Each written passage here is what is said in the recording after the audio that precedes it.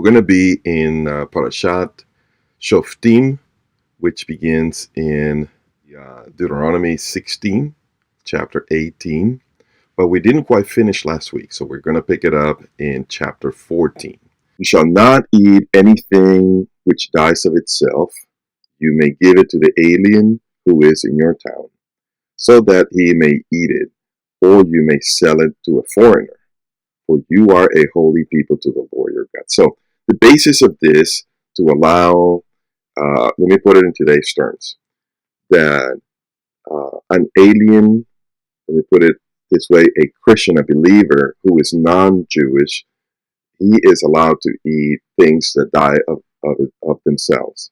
However, in Acts 15, the so-called Jerusalem Council, they decided that they were going to ask a few things of the Gentiles who believed. And so one of the things that they did was to ask for them to refrain from things that die of themselves. So there is a requirement that the apostles asked of Gentile believers that was not originally in the Torah, but they said, we're only going to ask these four things. And one of them was to abstain from blood. The basis of this, as we see it here in this verse, is holiness. That the people of Israel have been sanctified, unlike the nations. They've been sanctified to draw near to the presence, to the physical presence of the Lord. Obviously, anyone can draw near to the spiritual presence of the Lord anywhere in the world. But those who are able to bring a sacrifice and enter the temple are only Jews, because they are the ones that have been sanctified for this. It's almost like the same, it is actually the same that we see even within Israel. Only the Levites are able to carry the tabernacle, and everybody else is not allowed. And that was the Korah rebellion. That's what it was all about.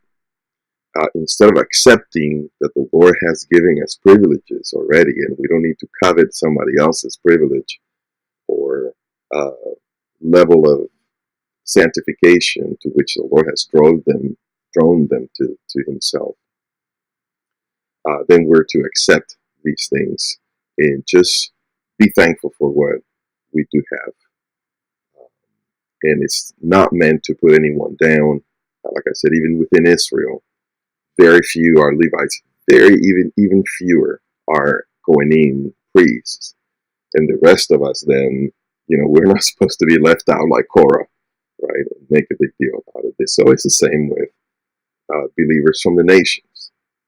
We have been drawn to the Lord through the blood of Yeshua, through His death and resurrection. And you know what? That's far more than enough. So, but we see it here in the Torah how this is a hukim, this is a way of worshiping the Lord.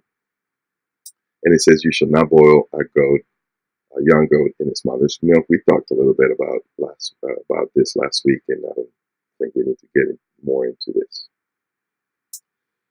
22. It says, "You shall surely tithe all the produce from what you sow, which comes out of the field every year. You shall eat it in the presence of the Lord your God, which is in the temple," right, at the place where He chooses to establish His name. "The tithe of your grain, your new wine, your oil, your firstborn of your flock," and so on and so forth. So all of these things are holy, and so they need to be presented to the Lord in a holy place. Now we're going to go real quick. I'm not going to go into detail, but you'll see. Again, the blue means they are chukim. So these commandments are referring to worshiping God. Verse 28.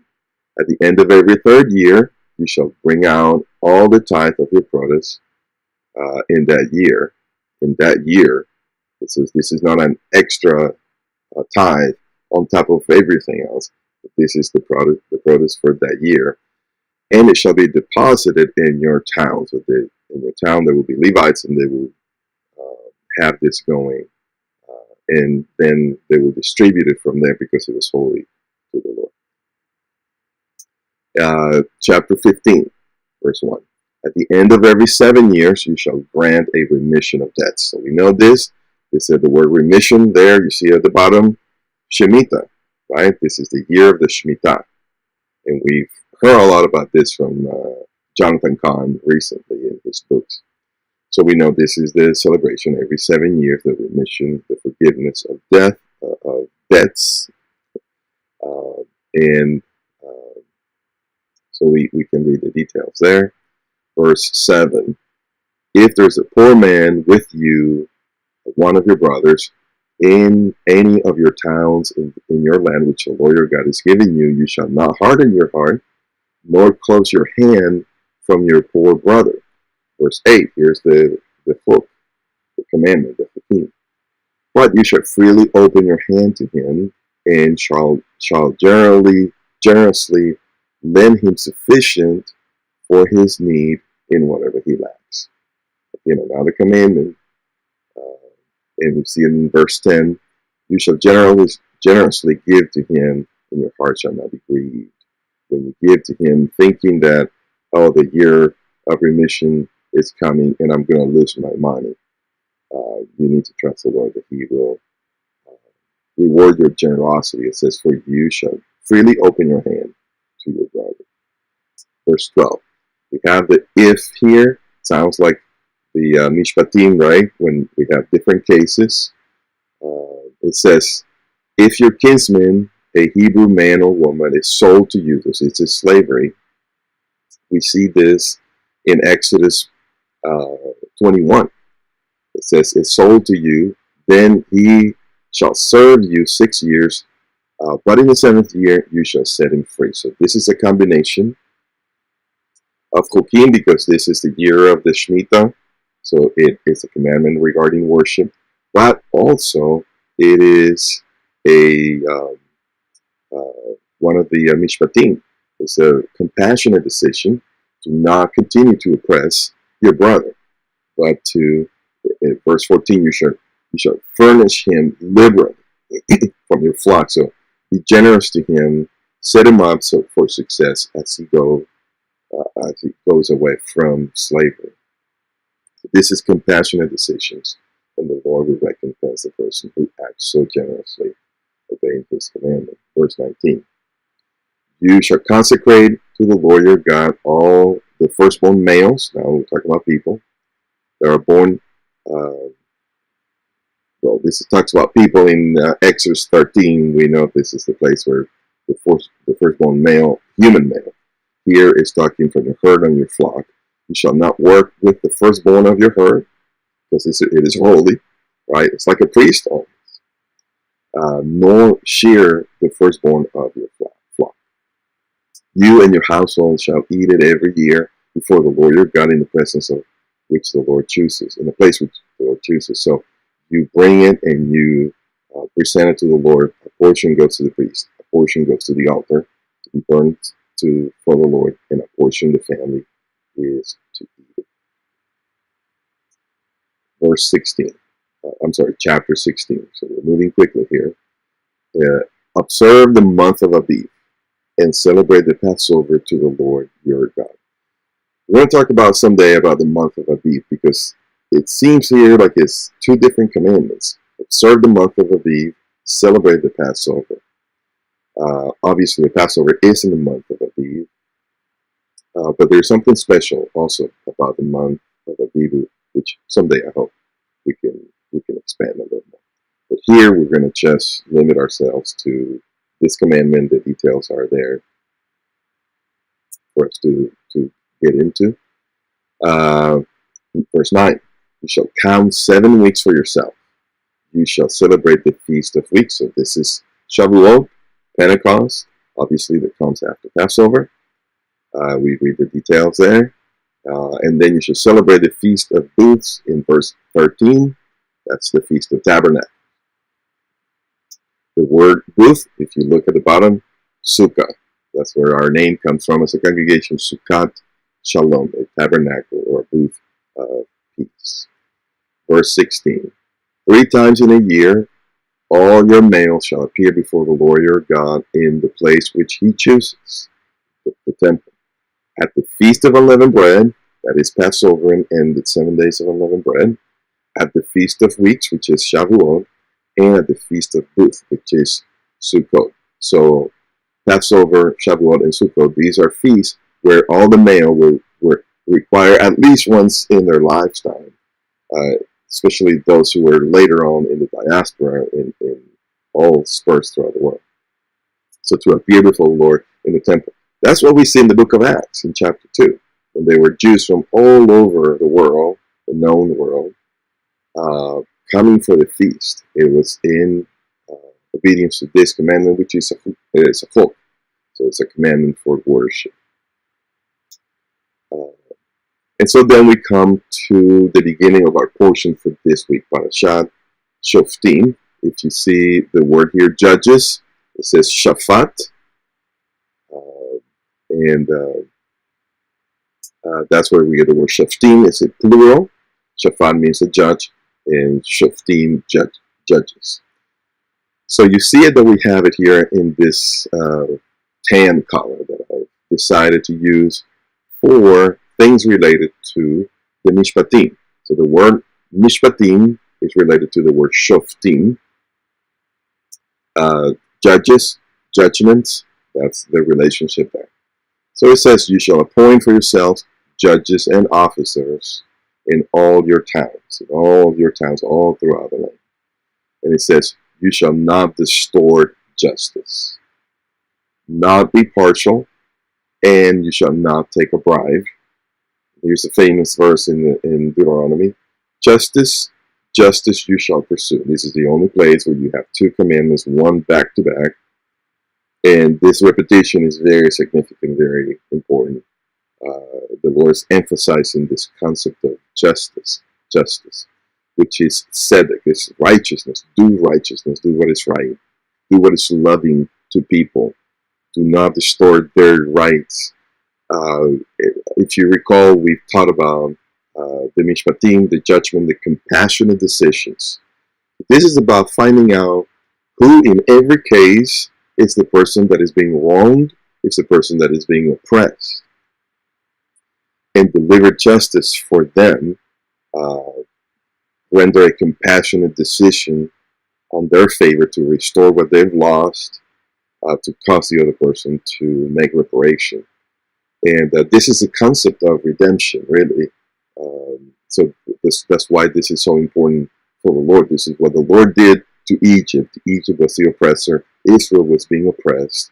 And so he came as a judge, and he imposed judgments over Egypt so that they will release the oppressed Israel and let him go. So the concept of justice is related to redemption in the way of compassionate decisions. So verse 21, you shall not plant for yourself an Asherah, which we talked about this. Asherah was the mother of Baal, of Baal. You said you shall not plant because this was a tree that was worshipped, and obviously we know this is demonic lies that are behind people doing these things. So you shall not plant for yourself an Asherah of any kind of tree besides the altar of the Lord your God. This is what they would do to worship Asherah and Baal. You would plant a tree right next to the altar. And so the Lord says, you're not going to worship me the way they worship their idols. Verse 22, you shall not set up for yourself a sacred pillar, which the Lord your God hates. I saw some of these pillars in the land of Israel when I went last year. Huge, taller than me, maybe even twice as tall as me. Stones that they would hew and work on, and they're really impressive. But obviously, for them, this has great religious connotations. And so the Lord says, this is not how you're going to worship me. So we go into chapter 17. You shall not sacrifice to the Lord your God an ox or a sheep, which has blemish or any defect. So worship me in a way that is honoring to the Lord. So in verse 2, we begin again with mixing the mishpatim, the judgments which you see in the tan color, and mixing it with the chukim that you see in the blue. So let's see how this works out.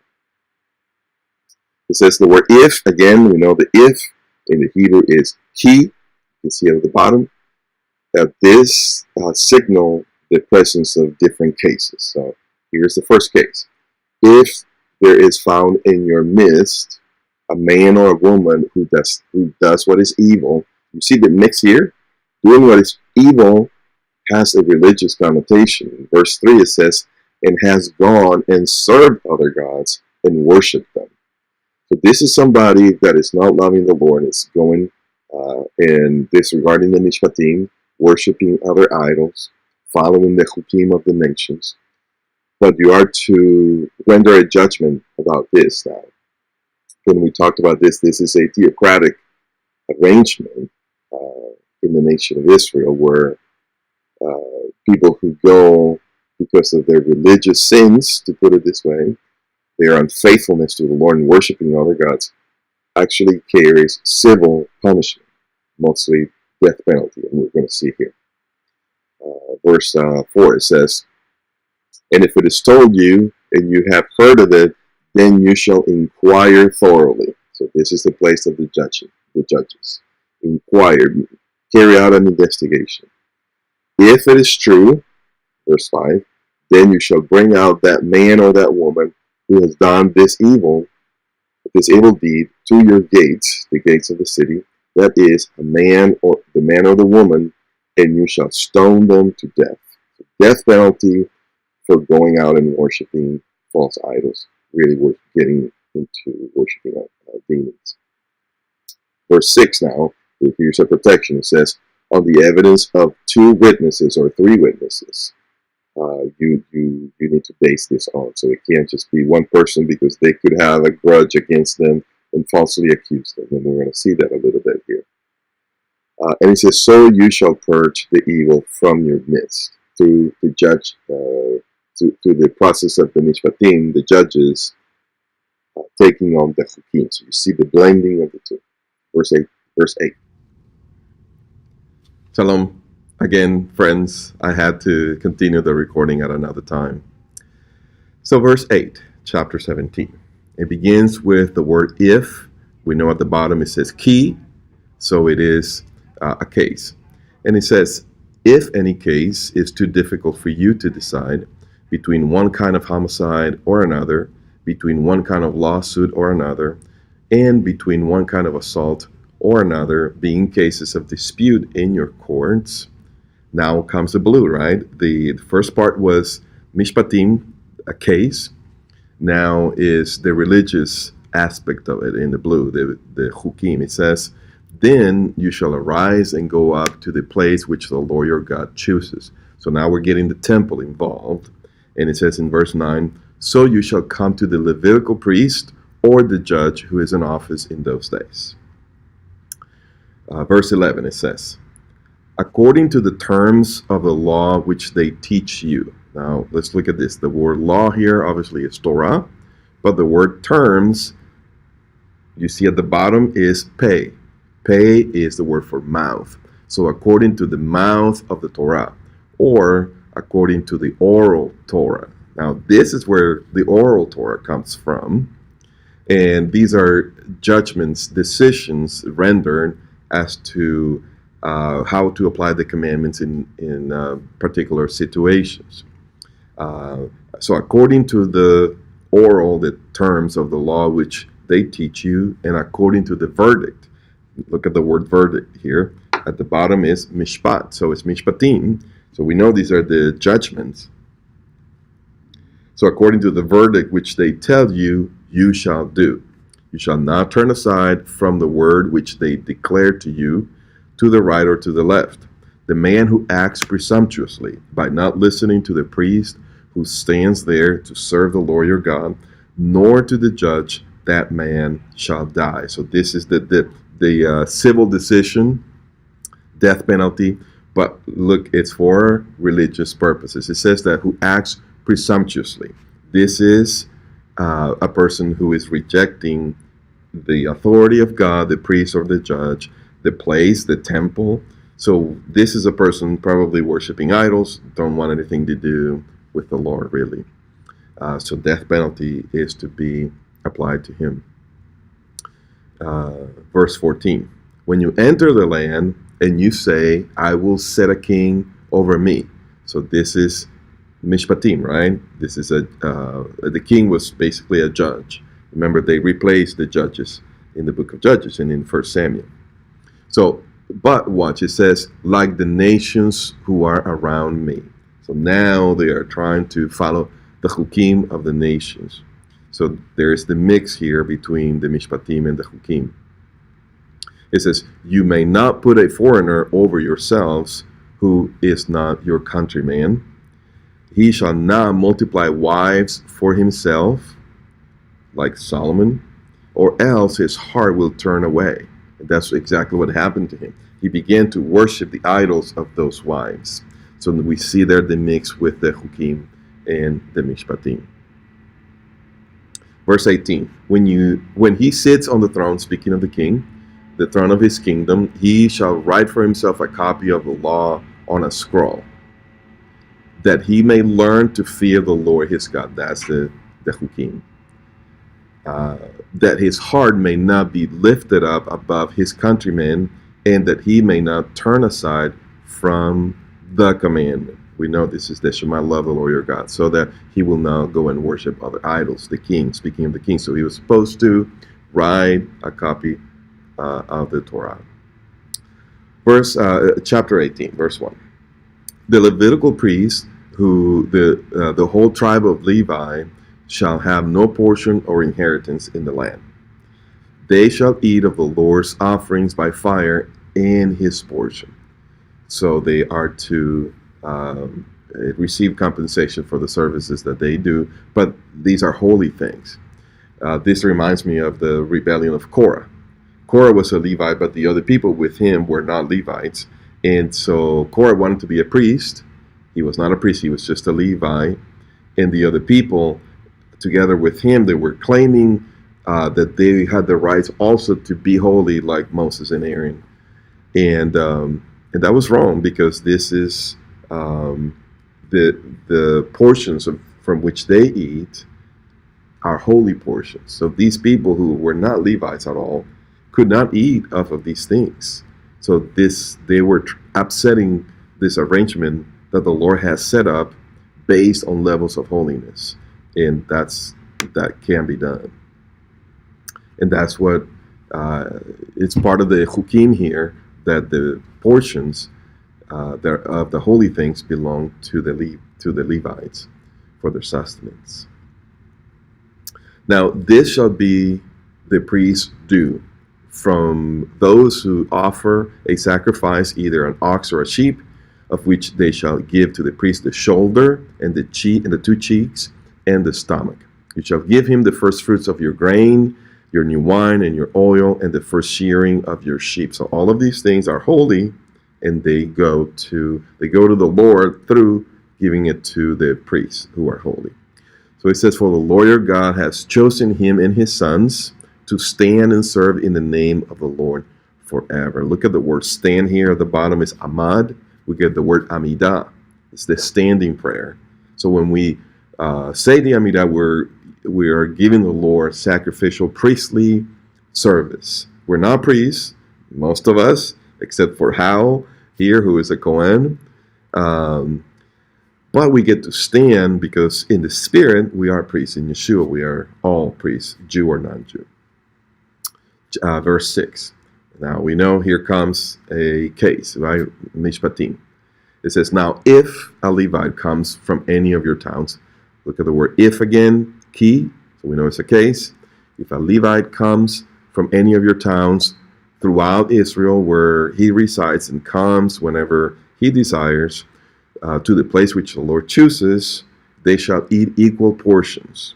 So they're not to, this is got to make sure that no one is being taken, denied their right. So this has to do again with mishpatim, because it's a potential case of someone being oppressed and marginalized. So except what they receive from the sale of their father's estate. So you can see how this refers to the mishpatim. Verse 9, though, it says, when you enter the land, another key. So we know it's another case, even though it's in blue. So here's the mix, right? So there's this one case in which we're considering a worship law, one of the chukim. So when you enter the land which the Lord your God gives you, you shall not learn to imitate the detestable things of those nations. So the detestable chukim, the way they worship their gods. Let's see what this is talking about. It says, for whoever does these things is detestable to the Lord. The person is detestable to the Lord. The practices are detestable to the Lord.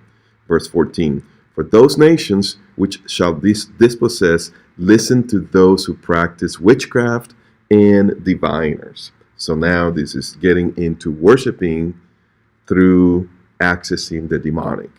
Absolutely detestable.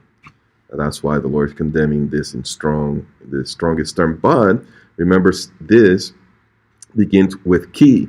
So this is also a civil law, so that a person who does this will receive the death penalty, and the judges will get involved in this. So we see again the mix between the chukim and the mishpatim. Verse 15. The Lord your God will rise up for you a prophet like me. So we know this is talking about the Messiah, talking about Yeshua. A prophet like me from among you, from your countrymen, a Jew, and you shall listen to him. So Shema Israel, listen, right? You shall listen to the Messiah. Verse 19. Whoever will not listen to my words, which he shall speak in my name, I myself will require it of him. So we know Yeshua said many, many times, the words I speak, they're not my own. I speak what I hear from the Father. This is what he was referring to. Verse 20. But the prophet who speaks a word presumptuously, here's the word again, presumptuously, so we know this has worshiping idol connotations, right? It says, in presumptuously in my name, which I have not commanded him to speak, or which he speaks in the name of other gods. So now we see where this is coming from. So we see the mix between the chukim and the mishpatim. That prophet shall die. That's why it is a mishpat. It is a decision that the judges need to make. Chapter 19. This is the last chapter we're going to talk about in our study today. It says, when the Lord your God cuts off the nations, you shall set aside 3 cities for yourself in the midst of your land. So this is talking about the cities. The word key, this is another case, so we know it's a mishpat. These are the cities, and it says here, verse 4, now this is the case of the manslayer, so this is talking about cases, who may flee there to these cities, the cities of refuge, we call them, and live there when he kills his friend unintentionally. That's the key there. Not hating him previously. So he may flee to one of these cities and live. So it's a protection so that he is not oppressed, killed actually, by the relatives of the people that he killed on accident. Verse 8, it says, if the Lord your God enlarges your territory. So watch the word here. If, now it's not key. If you look at the bottom, it's im. So im is a sub-case. So this is a sub-case of the cities of refuge, because it says, if the Lord your God enlarges your territory, then you shall add 3 more cities. So we know this is still talking about the cities. So that if you have more people, then you're going to need more cities for this. Verse 11.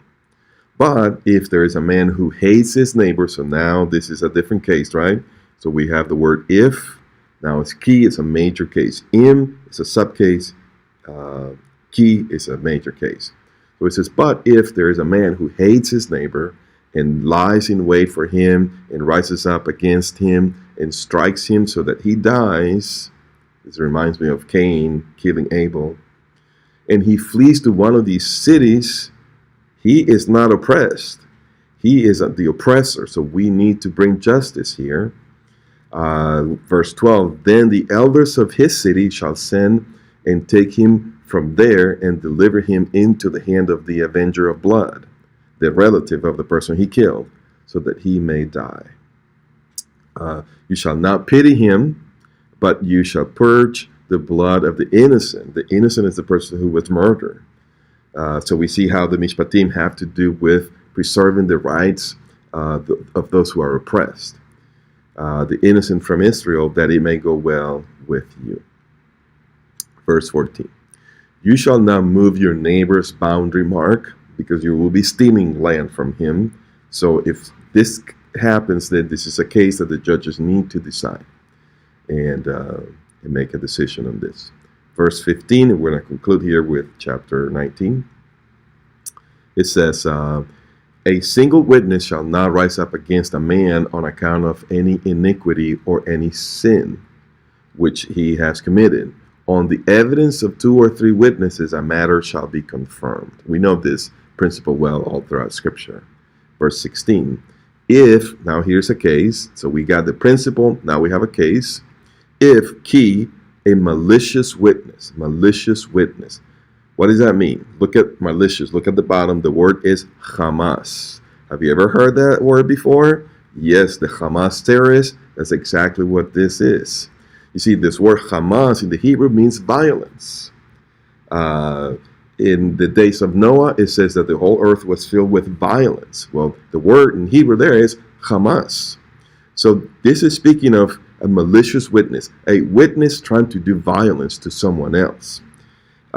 So obviously he's a false witness. He's accusing someone falsely. So it says, if a malicious witness rises up against a man who to accuse him, right, to oppress him of any wrongdoing. What's the word wrongdoing? It means to go astray. Look at the bottom here. It says to turn aside. So we know now, look, it's in the blue, because this means to turn aside from the Lord, from the Hukim, from worshiping. So this man is pretending to be religious, but he's violent, and he's accusing a man who's done nothing wrong. He's accusing him of worshiping idols, because he knows he's going to get the death penalty. But the principle says you need 2 or 3 witnesses for this. Verse 17, it says, both the men who have the dispute shall stand before the Lord, before the priests and the judges. Verse 18, the judges shall investigate thoroughly to see if this is true, right? To see if there's any other witnesses about this. And if the witness is a false witness, the Hamas witness, right?